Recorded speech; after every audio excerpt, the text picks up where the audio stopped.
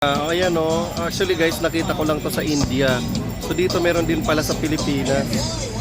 Wow. Galing. Matagal mo na yung kuya ginagawa? Matagal na to? Oh.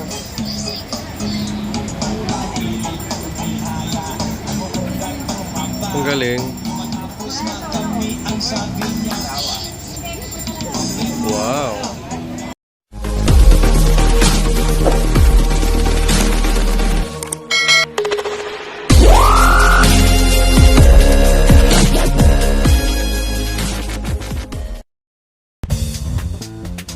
Ang ganda na talaga ng Manila. So guys, so kahit under construction pa siya, pero makikita mo na kung gaano siya ka-improve compared before.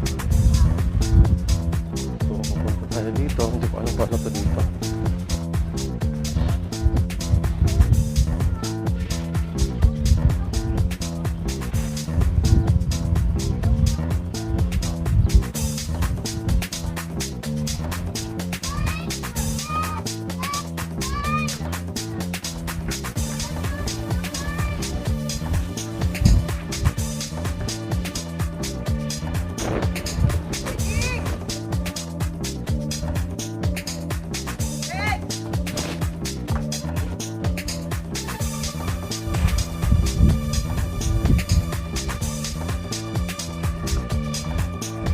So, konti pa lang talaga siya mga kadugisa.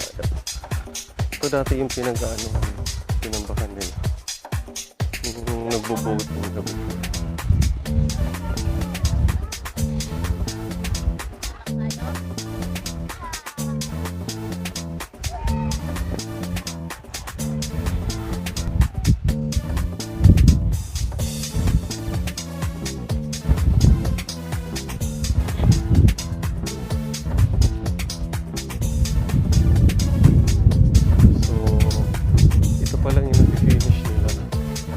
Punta na lang tayo dito sa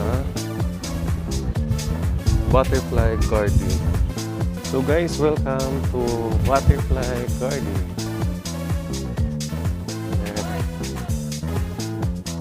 So nandito tayo sa Butterfly Garden.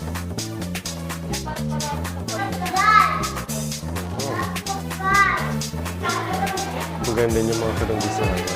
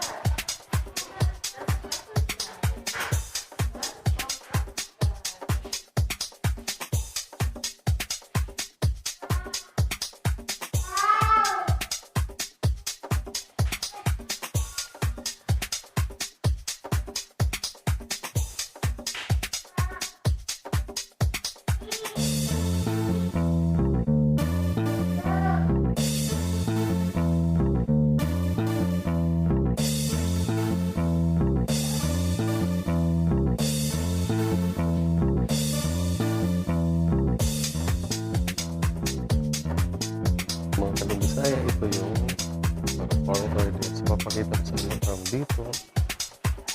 Yan siya kalaki.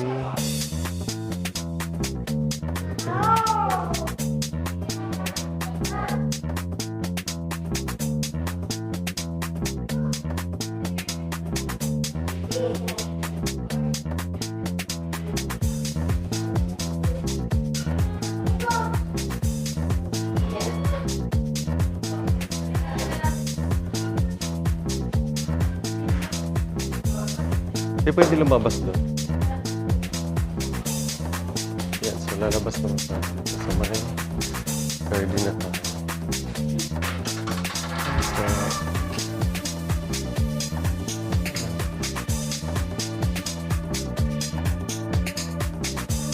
Ito yung mga akdatan.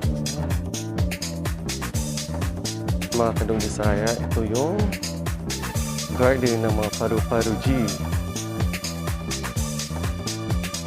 Yun guys, paru-paro. Guys, aakyat tayo dito. Ayan, aakyat tayo guys. Step by step. Aakyat tayo. Kaya ba ako dito? Ayan guys, nasa top na tayo. Ayan.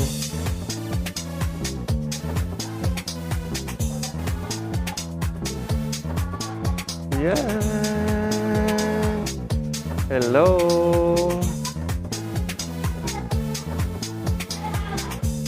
Mga Kadong Bisaya, welcome po dito sa Paro-Paro o Paro-Paro dyan na tayo.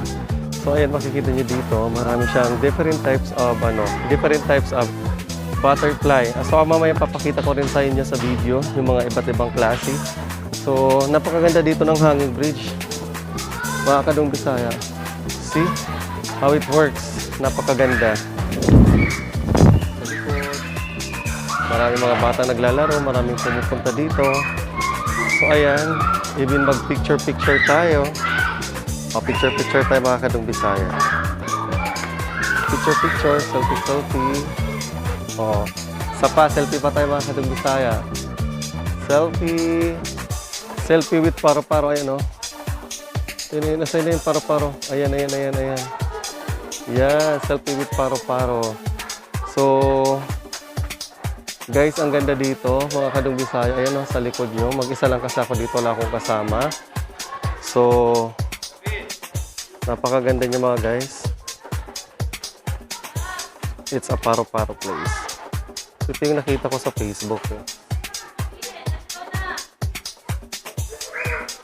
Yan, napakaganda guys. Sobra. Siguro pag nag-open pa to dito, mas lalong dadami yung tao. So, ayan mga Kadong Bisaya. So, hindi pa talaga siya lahat bukas. So, at least may nag-start na mapasyalan yung mga tao. Kung stress, kung pagod, di ba? Kailangan natin mag-release ng stress, mga Kadong Bisaya. Di ba? Unfortunately. So, ayan siya, mga Kadong Bisaya. Thank you so much, guys. And later, meron pa tayo. O, di ba? Ayan, bababa na tayo. Thank you. At least nakapunta na tayo dito, guys. Di ba? Very napakaganda guys. Sa baba ito siya. May mga flowers. Alam mo, para ka talaga nasa isang bakasyon. Mayroong maliit dito. Pero kasi bubuk-bukin, madali maano.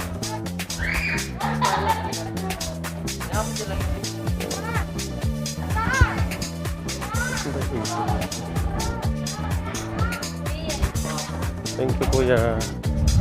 So, saan ba yung exit? Dito. So, ito yung kabuuan ng ating paglalakbay, mga Kadong Bisaya. Welcome to Manila Zoo. Sana ay nag-enjoy kayo sa mga tour ko sa inyo today. Yan. So, tapos na tayo sa The Butterfly Garden. And susunod naman po natin is next time pag natapos na to dito. So now, dito na muna tayo.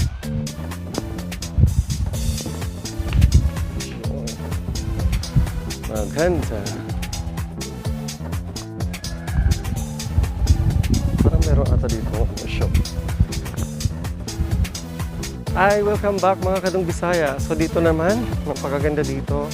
It's like, you know, parang, ay, may mga isda siya mga Kadong Bisaya. May mga isda siya dito. Ganda niya guys. Ang sarap magmuni-muni. Ang sarap maglakbay ng malayo sa lugar. Ng tahimik. Ng fresh yung air. Nang wala kang iniisip, pagod, diba? So, yung pinaka-stress reliever ko siguro today, mga Kadong Bisaya, diba? Oh my God, ang sarap dito guys. pakita ko na lang sa scope lang ito. Din natin siya. Ayan. Parang small lagoon siya mga Kadong Bisaya. Tapos doon merong fountain. Diba? Kahit nasa city ka, meron ditong place na pagpupuntahan mo, na malilibang ka. Diba? Diyan din yung maganda na kailangan mong mag-relax.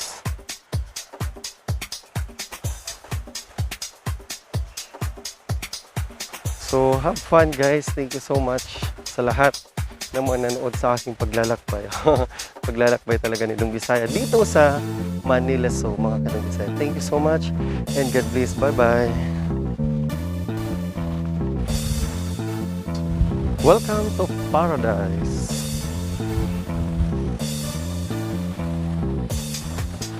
Na makikita nyo. Yan guys, may mga isda siya.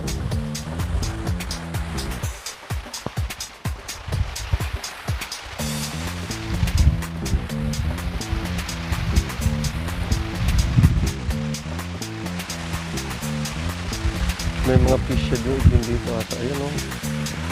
Yeah, may mga nag-wish din. Tingnan ko nga kung may barya ako dito. Wala ako mag-wish nga tayo. Mag-wish. Mabawasan ang kasalanan ng Dong Bisaya.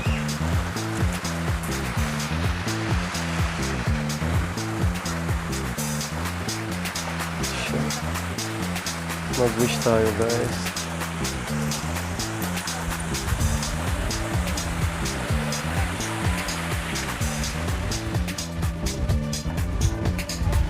Sana ma-release lahat ng mga stress kay Dong Bisaya. Release stress, yun lang naman hinihiling ko sa buhay. Sa trabaho, walang problema. Release stress lang, release. Diba guys, ang ganda dito.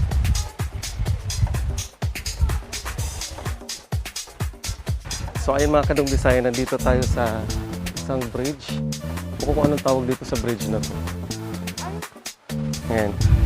So, makikita nyo, ano siya, ang ganda niya. Very napakaganda ng motive, maganda ng kulay, bagay na bagay sa lahat. Diba? Sarap. Sarap mabuhay ng ganito. Nang wala kang iniisip. Diba? Wala kang iniisip sa buhay.